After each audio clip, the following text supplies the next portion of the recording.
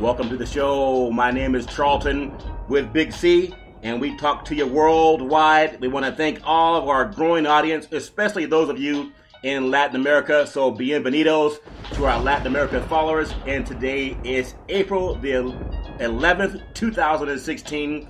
And Big C, I want to say that this segment of the show is sponsored by none other than Bud Light, your low-calorie beer. And I know you love drinking low-calorie beer, Big C, as you big guys always do. And also, Big C, I just want to say, number one, I appreciate you falling in every week that you do from the East Coast. And this is the $1 Million Show. We have some followers from the great area of Dubai. So we know $100 million is nothing for them, Big C. But I want to bring you in, and I know you love paying homage to our great entertainers. NWA, they were actually inducted into the Rock and Roll Hall of Fame, Big C. We just talked about them last week.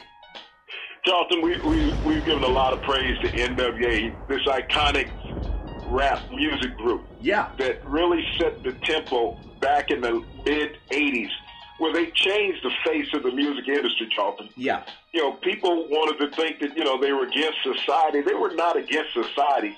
They spoke about society. They spoke about the life that they lived, Charlton. They could not speak of Uptown, Beverly Hills, those places. They weren't hanging out in Hollywood. They were hanging out in Compton, Charlton. Compton's a great place, depending on what part of the block you're on. But also, it depends on if you're going to a USC football game. Hey, we love the great USC football team. And as everybody also knows, that NWA stands for Nice Guys with Attitude. But they've gone on and done a lot of great work. I thought it was Neighbors with Attitude. Okay. But I just to me, for people who talk about how do you become what you want to be, Big C, and this is how the show came together. We started at Salem Media. You've been about 40 years in the industry as an athlete and also on-air radio and TV broadcaster. And now, I've enjoyed all of it, Charlton. Every single one of it. Now, these guys, we talked about them on our program on April the 4th. Well, just later that week, they were honored and inducted into the Rock and Roll Hall of Fame. So whether it's Dr. Dre, whether it's Ice Cube, or MC Ron, all the guys, even Snoop Dogg had a good following with them. Tupac was a part of that whole group down in South Central LA. So what do they mean to people who are trying to figure out two things, Big C? What do I want to be? And number two, how do I get there? What advice can they learn from those guys, Big C? Well, living a dream, stay in the past, Charlton. These guys could have easily continued down the negative path that they were looking at as young men, Charlton, and could have possibly been incarcerated. I know Dr. Dre lost his younger brother to gunfire. He wanted to go on the road with him on a trip, and he told him he wasn't ready. Yeah. And he lost him to gunfire while they were on the road. So, it's about staying out of trouble. That's the problem we see with so many men. And thinking about trouble, Charlton, the NFL just lost one of its former members, Will Smith, the former All-Pro Super Bowl winning defensive end with the New Orleans Saints. Yeah. Was lost to senseless gunfire over the weekend in New Orleans. Yeah. And this is what you have to look at. Athletes are in so much exposure when they walk out in the public. And they're the target of anybody. Yeah. You go out and you're having dinner with your wife, having dinner with former police officers. You feel that you're in a safe haven. Moments later, Charlton, you're lifeless laying in the street. And, this is one of those crimes where they have the individual, they say, who pulled the trigger. Yeah. Not only did he, assassinate this young man, but he also shot his wife. That's horrible. And so when you look at that from a societal perspective, they talk about lives matter. All lives matter, Charlton. Yeah.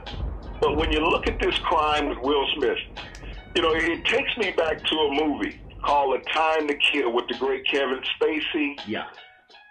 Sandra Bullock, Samuel L. Jackson. These actors, when I remember when he was leaving his summation at the end with the jury. Yeah. And he was describing the incident that had happened. Matthew McConaughey was the attorney. Yeah. And he told the jurors to close their eyes. And he described the heinous act that had been committed on this young girl. Yeah. And he told the jury, now imagine that she's white. How would society act if that was one of the great former white defensive linemen in the NFL if this incident, this unfortunate incident, would happen to him, Charlton. Yeah, and see, I think the pain in that is, I mean, every day is a blessing. And I just wish the young man would not have gotten out of his vehicle. And we have this whole issue because we talked about Black Lives Matter, and Bill Clinton was stumping on that last week as he's stumping for Hillary Clinton, his wife. And I know that a lot of times people think it's just talk. But I know that sometimes, as you know, Big C, the best way to win a fight is to avoid it. The best way to see the next day is to avoid confrontation.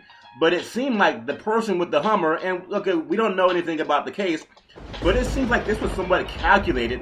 The guy with the Hummer runs into the back of his car and actually has a handgun. And why would he feel the need to take 2 lives?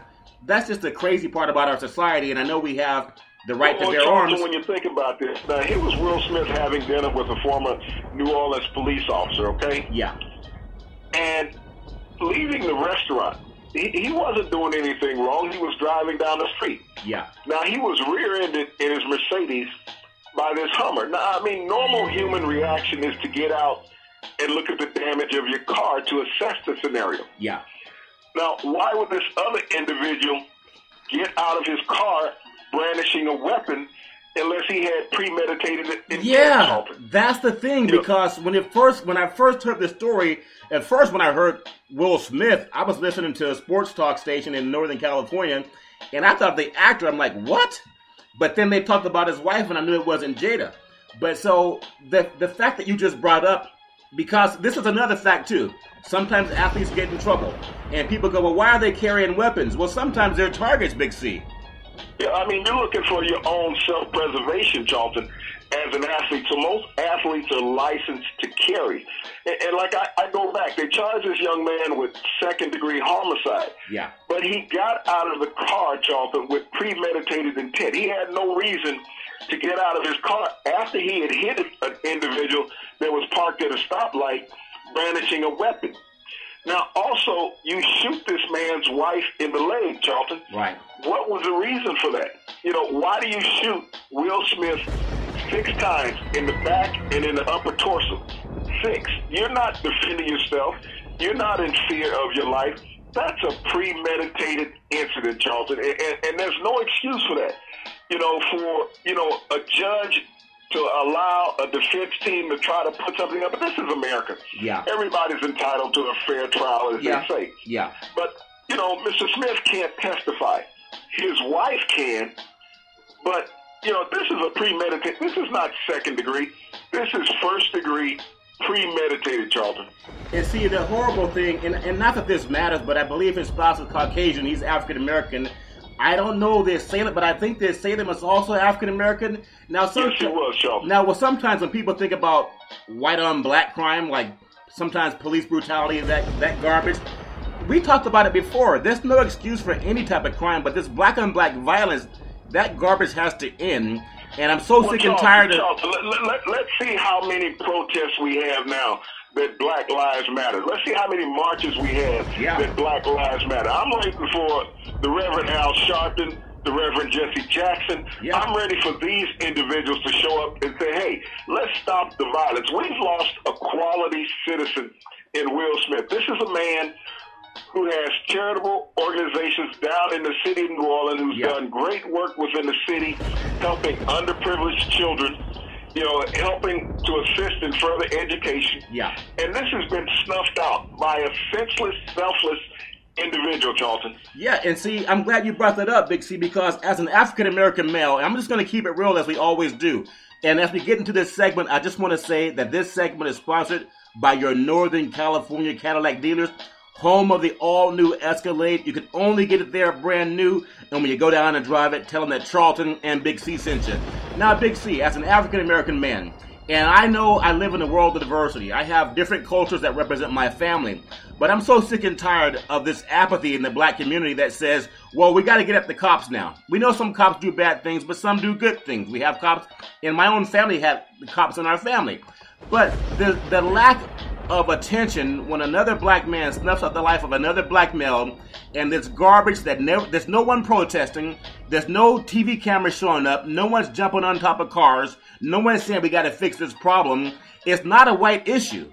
It's a human issue, but there's too much apathy in the black community when another, let me just say this, dumb black person goes out to harm another black person, and it's a dumb behavior. And I'm so tired of people saying, well, he didn't have the right upbringing, he grew up in the wrong kind of family, or racism. Garbage. Stop hurting each other. Charlton, no one grows up in the wrong family or wrong environment. All children are born the same. They're innocent, Charlton. It's what you choose to accomplish in life. If you choose to get an education, you avoid majority of these scenarios. Yeah. That's what happens in this. You avoid this because education will give you peace of mind to allow you to rationalize right and wrong in society, Charlton. So, I'm waiting on all these national and regional black advocates to come out. Now, this happened over the weekend. Yeah. I haven't seen one protest, Charlton. And you won't. I haven't seen these guys come out saying Black Lives Matter. Right. Now, Will Smith was a millionaire, okay? Yeah. This was a man of means. He worked hard. He got an education from Ohio State University, Charlton. Yeah. He played a decade or longer in the NFL. You never heard him on any police blogger. He was very involved in the criminal justice system in the New Orleans area. He had befriended many police officers. Yeah. He was involved with their organizations, Charlton. But now we sit here and we look at a true criminal that people want to defend. I don't care if he's black or white, but as you said, the ignorance of the African-American race, that it's okay to take out your own and it's acceptable, that crab in the bucket mentality. Yeah, hey, I agree. Nobody cares, and they really don't care because it was a black man killing a black man, Charlton. And this is not about white society, because I have young black children, and I don't want them being in an environment where they're more apt to be harmed by someone who looks just like them than someone from the mainstream culture. And this is a conversation. Look at this. Yeah. Look at this in totality. You got a black man that kills a black man, okay? Yeah. Now, what happens to the black man that kills a black man? He goes to prison for the rest of his life. Okay, so you got like double whammy here. Yeah. You eliminate a black man who is productive in society. Yeah. You take another black man that was not productive in society. You eliminate him from society. Mm-hmm. But this second black man, Charlton, he's of economic gain to the government. Yeah. Because you're going to pay to keep him incarcerated for the next 40 years. At a rate of $35,000 to $40,000. Why? Well, let me ask you this question, Big C. And we all know that we talk about everything, the exploitation of the black athlete, especially for March Madness, which is such a joke to me, how all the black athletes work for free, and the people who make the money are mostly Caucasian. The owners, the owners of the NCAA, they're Caucasian. The owners of these are the presidents of the schools, they're all Caucasian. The coaches, for the most part, they're all Caucasian. The advertisers and the sponsors, for the most part, they're owned by Caucasian CEOs. So where does the black guy get his money? You don't, unless you get the chance to go pro. And one thing I'll touch on, I think this is important, because you're not going to hear other people beating up on the black community the way we do. And I'm saying pro and con, talk about the good and talk about the bad. And I think you brought it up. You won't hear any preachers marching the way Dr. King marched. You won't hear about Al Sharpton. You won't hear Jesse Jackson. You won't hear some of the political leaders. When we had the shooting down in Carolina, there are a lot of churches that got on television and talked about how we got to stop this violence because it was a white guy that did it. And that, I'm not saying that's right. It's wrong. Well, Charles, they were talking about they forgave him for his actions. Yeah. How can you give a heinous criminal for his actions? Yeah. You commit a heinous criminal act against society, regardless whether it's black or white, against society. People that were expressing their religious belief, not threatening or harming anybody. They were the perfect people in society. But yet someone can walk in, take it upon himself, and eliminate 9 lives for no reason, Charlton. 9 lives. And look at this, Charlton. How much have we heard about that in the past year? Nothing. Nothing at all. Nothing. 9 black church members killed over a year ago in South Carolina. What have we heard about it? We heard about it for 3 to 4 weeks. That was it. Well, see, this is it's disappeared now. This is a moment for, I know Goodell is trying to do a lot to crack down on violence. And we talked about Brock Osweiler, how he pushed a woman twice. As a white guy, you get exonerated. In fact, they don't even want to talk about it more than 5 seconds. We have so many issues that deal with race. But this black on black garbage, that has to stop. And I hope we find just like we're talking about it on the Charlton and Big C show, I hope we find more black men that tell some of our homeboys to cut the garbage out. I mean, quit defending people who do stupid things. Because if we don't do it, it's not going to stop. We got enough African-American talking heads on television and radio that don't even want to touch on this, Charlton. Senseless loss of life. Why don't you think they want to touch on it? Well, let me ask you this. They're sitting there in their posh neighborhoods, Charlton, saying, hey, it doesn't affect me. Which it doesn't, Charlton, until somebody breaks into their house, victimizes them or their family. Now all of a sudden, they're going to want to go out and commit a crime against somebody. Well, see, Ray Lewis was on television just last week. I think he was having some issue, and I forgot what it was, but he was talking about having responsibility. And I'm going to say a name that a lot of people, I mean, maybe it's stupid to say this, but even Bill Cosby was coming out talking about responsibility. I hate the SAG look, and maybe this is a totally different thing, but when guys walk around with their underwear hanging out, acting as if that's cool, and no one in our community says anything cool about it. We don't even say that's it. We don't even frown upon it. We just talk about, hey, that's just a swag look. No one would like that if their grandparents walked around with their underwear hanging out. Why do I say that? I think there's a culture of people, irrespective of what color you are, there's a culture of people where they just don't care about themselves, or sometimes people who look just like them. And oftentimes they happen to be African American. How do I know that? Because I grew up around a lot of guys who were just like that. And I was called the square. I was called the boy, you trying to sound white. And I hate that. I was trying to just do the best I could in life. But I know one thing, there's always a pushback for young African Americans who try to say that walking around with guns, that trying to be thug life, that's irrespectable. I mean, I don't like it. I know we talked about NWA and where they came from. They tried to make life better, but they had a lot of garbage in their past until they became rich. Now, when you're rich, you can change your behavior. But I'm not saying we're going to apologize for it. I'm just saying we have a talking head, Big C, and I hope that it's going to take more young people like ourselves. I know you're old school, but like ourselves to say, don't do this. Stop the violence, stop the garbage, and don't just let it be the preachers, Big C. Well, Charlton, they changed prior to becoming rich. They understood the road to success is that they had to change their morality in life. Yeah. And that's what they were willing to do. They stopped being status quo. Yes, they were edgy as far as the music and the message that they made, but they weren't lying about the message. And that's different, Charlton. They were not trying to be somebody else. And that's what you run across so often is people trying to be somebody else. Yeah. NWA made an image for themselves, and they perfected it. And they became upstanding citizens, Charlton. When you look at the growth of what they become as grown men in the music industry and the entertainment industry, they have become meccas of what they do. But when we look at these senseless young African-American men walking around with their pants below their butt, with these tattoos up and down their necks, now, Charlton, don't just look at them. Look at the sports athletes out there that they're emulating. Yeah. I remember over a decade ago, about 15 years ago, Paul Tagliabue, the commissioner of the NFL, banned gang signals on the sideline. He started fining players. Yeah. Because we saw millionaires with legal uniforms and numbers on their back flashing signals on the sideline after making a big play that they should have been making anyway. That's what they were paid to do. Yeah. But they were sitting on the sideline flashing these insignias. Now, when you look at the NBA, and you look at the tattoo-laden guys out there, they say, well, they're expressing themselves. Expressing themselves in what way? A lot of that's a silent message. What type of role model is that in society? I agree. Because I can afford all this ink, I'm going to put all these denigrating tattoos on my body. The body is a beautiful canvas by itself, Charlton. Yeah. It is perfect. God made the body perfect. And now you got all these guys out there marking it up, putting all these negative images out there for the young people. And these pro athletes, Charlton, are walking around sagging also. I remember 2 years ago. Yeah. The 49ers were going into Arizona to play the Cardinals on a Monday night game. Yeah.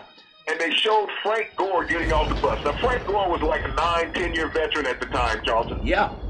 Frank Gore had to hold his pants because they were down below his crotch. It's embarrassing. And his rear end to keep him from falling down. And this was a 30-year-old man making millions of dollars. Yeah. So if this is the image that I'm portraying to young African Americans, just young men in society, period. Yeah. You know, why couldn't he got off the bus with a suit on? Because it's ignorance. He can afford it. It's ignorance, but in our community, and this is something white reporters can't even talk about, but they laugh at that. And I know it because they say things to me off the air. They say, so what is this thing with walking around with your pants down on your ankles? because they're afraid to say something, but we have to. And I know it's like people who are you and I, we're going to be called judgmental or you're old school. When Bill Cosby came out and said that same garbage, I know he was accused of his own things. Well, Charlton, when did you see Jerry Rice, the great Jerry Rice, walk off of a bus going into a stadium with his pants below his butt? Never. Jerry Rice never did that, Charlton. No. And there's many players who don't, who have a high fashion standard. And that's one of the things that I was so glad about David Stern prior to leaving the NBA. Yeah. He said, we're implementing a dress code. Yeah. We're going to dress professional because that's what we are. No more sweatsuits on the road, no more sneakers. You're going to wear a jacket and a tie. This is how you're going to dress.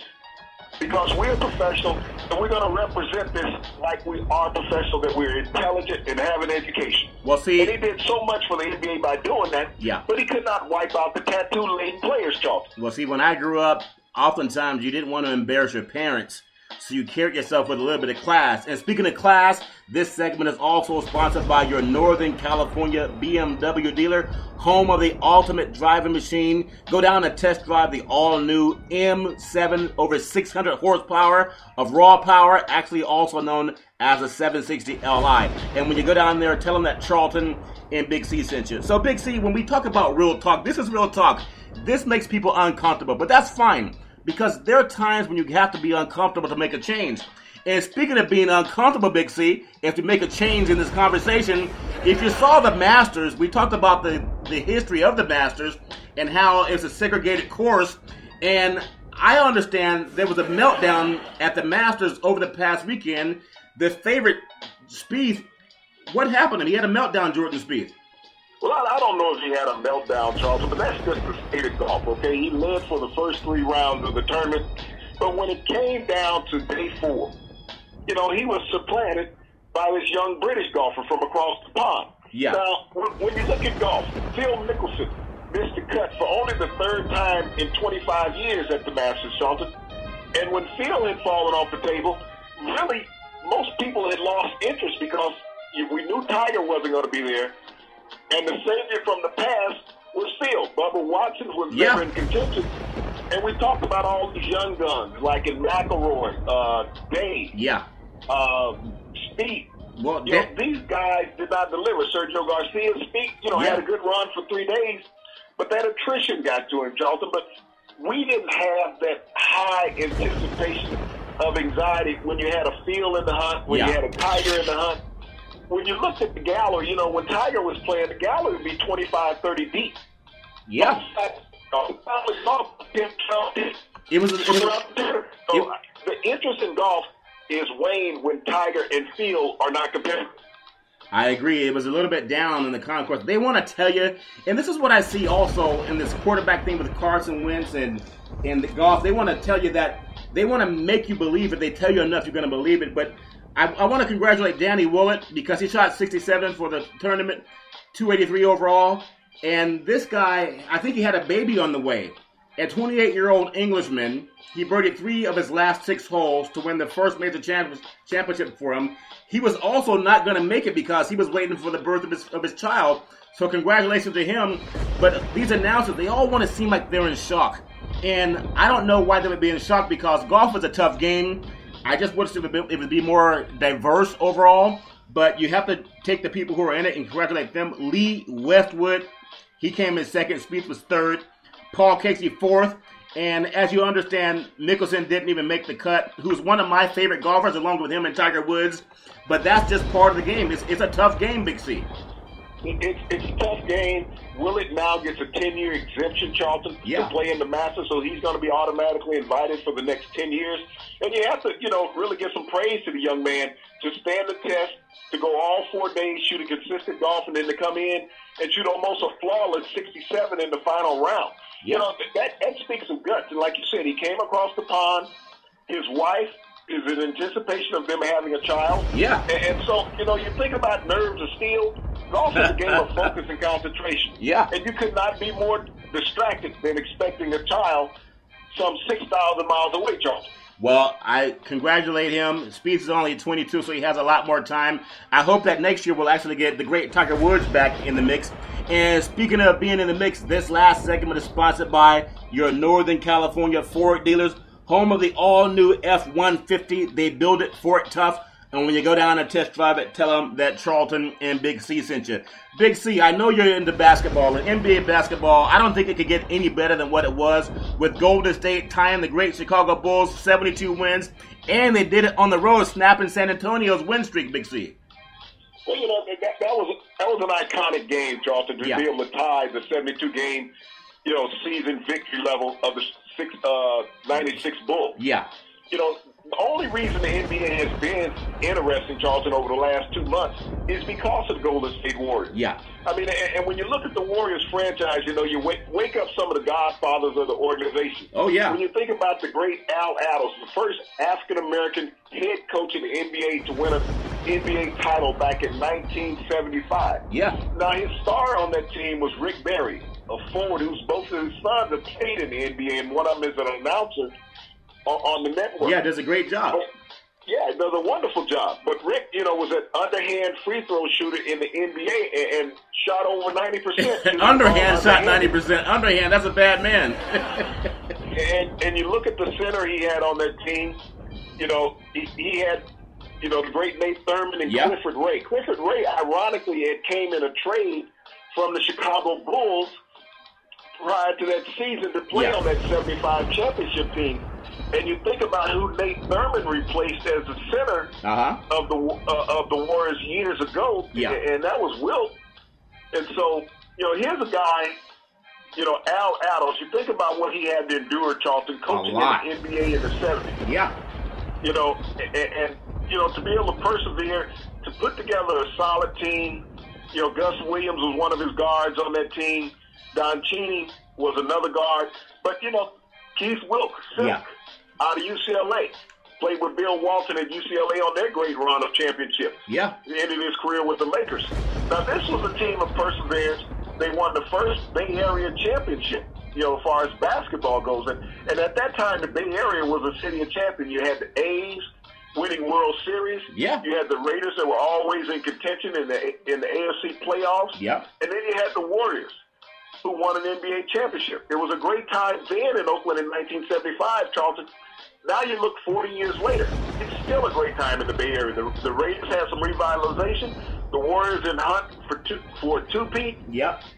And the Giants, every other year. Yeah, they're trying winning the World Series. So, this is an even year. Look out for the Giants. And the Giants has whipped the Dodgers 3 games out of 4-game series here in San Francisco. But also, when you look at around the world in baseball, rookie Trevor Story capped an amazing first week in the majors by hitting 7 home runs. And the guy's amazing. For the Rockies, they beat the Padres 6-3. In the National League, the Reds over the Pirates 2-1. The Phillies beat the Mets 5-2. In the American League, Big C, the Orioles 5-3 over the Rays. The Angels 3 and the Rangers 1. Now, I want to ask you this question too, Big C. Wait a minute, Charlton. You said baseball season, isn't it? Yeah, it's almost baseball season. What's up with this springtime thing? I thought it was a spring game, but I'm driving home today and I'm running through rain showers. I'm expecting at least 80 degrees, but we got rain showers here. Well, I feel for you guys back on the East Coast because California has the best weather, and when you think of the best weather and all the home cooking, if you look at throughout the NBA, Big C, and we talked about it all season long, San Antonio's 39-1 at home. Golden State's 38-2. On the East, Cleveland's 32-7, and OKC, they're 35-9. Is there any thought? On Wednesday night, we have Kobe playing his final game, but we also have the Golden State Warriors hosting the Memphis Grizzlies. They had a close win back in Memphis just over the weekend. To me, it means so much for Golden State to acknowledge that they actually want to go and win 73. I think it's going to be a playoff-type atmosphere at Oracle Arena. Your thoughts, Big C? Any opportunity at all for a letdown? I don't think so, Big C. Charlton, you've gotten this close to the record. You let it all hang out. You're going to have some games that you could rest after the season, getting ready for the playoffs. You're going to have a first-round bye. So, you're going to have a week to let your players rest, Charlton. So you go out and you play lights out. Nobody's going to hold anything back, I think when they said they were going to rest Bogut, it's a benefit for them to rest Bogut because he can't run. Yeah, he can't. With the little guys. And so you force Memphis to change their lineup. Yeah. And it benefits Golden State. Well, when you think of the great Scottie Pippen and how he was saying how this Warriors team could not have beaten his Bulls teams, How many chances did he win without Jordan? Well, okay, I just want to check on that. Well, see, now you're talking about facts. How many rings did he get when Jordan wasn't, leading the charge? You're talking about facts because see, he was making an emotional plea to his ex-teammate Steve Kerr to bench some of the guys. But Curry. No, so in other words, you're saying he'd be a crybaby. Hey, I don't know. Those are not my words, Big C. But I do think that Steph Curry scoring 37 points on the road and understanding that he needs to know how to go inside as well as shoot threes, and that's what he did, Big C. So I'm proud of him as people were laughing and saying, well, maybe he's running out of steam, but I don't think he's running out of steam. I just think this team, for this time in sports, everybody can understand we're seeing history being made, even if they slip up and lose on Wednesday, which I don't think they will. Just talk about in the last 2 minutes about team ball. We've covered a tragedy in New Orleans. We've covered the Masters. We've covered, black men, pull your pants up, cut out this garbage of black on black crime, and don't be afraid to talk about it like we do, Big C. But just your thoughts again on Golden State and what it means, because you followed them for about 40 years, Big C. Well, Charlton, when you look at Golden State, how iconic this scenario is, them having the opportunity to eclipse the 72-win mark. Now, Charlton, there's only been 3 teams in the NBA that has eclipsed more than 69 wins in a season. That's the Lakers, the Bulls, and the Warriors. Now, records are meant to be broken, Charlton, in sports. Yeah. There's some records that are very hollow out there that have stood for a long time. Yeah. But when you get to this opportunity to own history, not be a part of it, but to own, they're a part of history right now. Yeah. One more game and they own history, Charlton. These are things that can't be supplanted. Yeah. And that's what you have to understand in life. As an athlete, your goal is to always be the best, Charlton. Yeah. Not to be just a part of it, but to always be the best. And that's part of an athlete's DNA. And that's what you've seen all year long with the Golden State Warriors. I look at Draymond Green. And to me, he personifies what the Warriors are. Amazing. He's a guy who could have left that organization for more money, probably twice as much as what he's making now. But he was happy being with a team, Charlton, instead of standing alone as an individual. And that's what you have in Golden State is a team. We have a lot of individuals in the NBA. I look at LeBron and all his talk. Then he wants to get some of his friends together and make a dream team. Yeah. He's dreaming. Yeah. That don't exist. You can't put a bunch of old geezers together.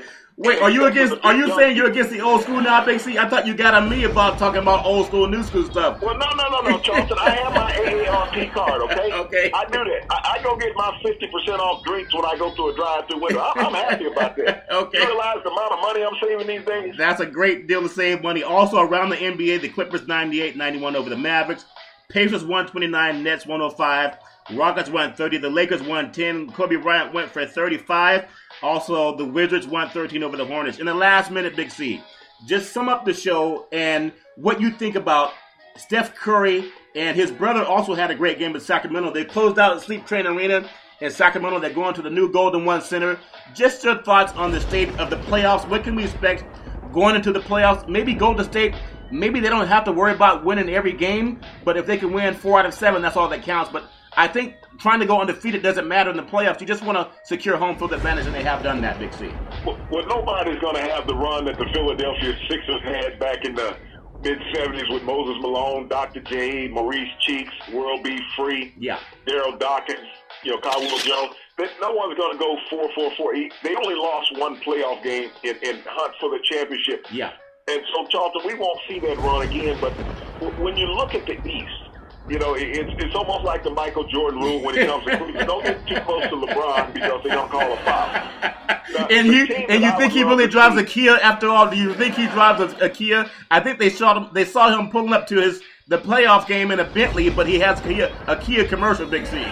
Well, there's not a Kia in his neighborhood, Charlton. Not a house of 32,000 square feet. Okay. Well, Big C. When you look at it, if I was to see a team that would be on the top of the East, I would love to see the Boston Celtics, Charlton. Yeah. That's the team that I would love to see represent the East. A team of history and legacy. Yeah. That knows what it's like to perform. You have Danny Ainge as the GM of that organization.